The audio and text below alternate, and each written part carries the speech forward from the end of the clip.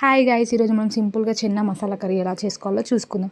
7 hours నానబెట్టుకున్న శనగలని తీసుకొని కుక్కర్లో వేసి కొద్దిగా వాటర్ యాడ్ చేసి పెట్టాలి. ఈ లోపల మసాలాకి ఒక కడాయి పెట్టి మనకి కావాల్సిన గ్రేవీ కన్సిస్టెన్సీలో పల్లీలు నువ్వులు వేసి బాగా వేయించుకోవాలి. అవి బాగా వేగిన తర్వాత ఒక చిన్న ఇంచు దాల్చిన చికెన్ వేసి బాగా వేయించుకోవాలి. అవి వేగిన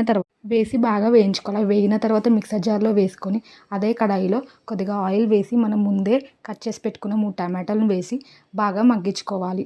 అవి బాగా మగ్గిన తర్వాత మిక్సర్ జార్లో వేసుకొని పెద్దగా పేస్ట్ చేసుకోవాలి. పేస్ట్ చేసుకున్న మిశ్రమాన్ని పక్కన పెట్టి ఈ లోపల శనగలు ఉడికిపోతాయి. లో ఫ్లేమ్లో 3 విజిల్స్ పెడితే శనగలు బాగా ఉడుకుతాయి.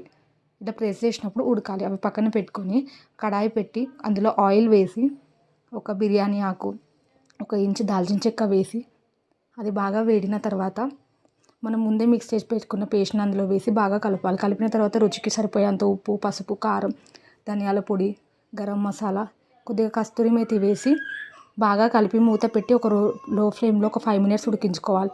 నూనె పైకి తేలిన తర్వాత మనం ముందే ఉడకబెట్టుకున్న చిన్నాని వాటర్తో సహా అందులో వేయాలి. వేసి ఒక 5 మినిట్స్ ఉడకబెట్టుకున్న తర్వాత కొద్దిగా పెరుగు యాడ్ చేయండి.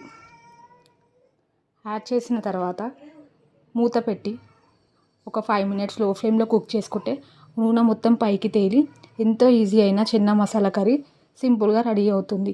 ఇది పూరీలకు, చపాతీలకి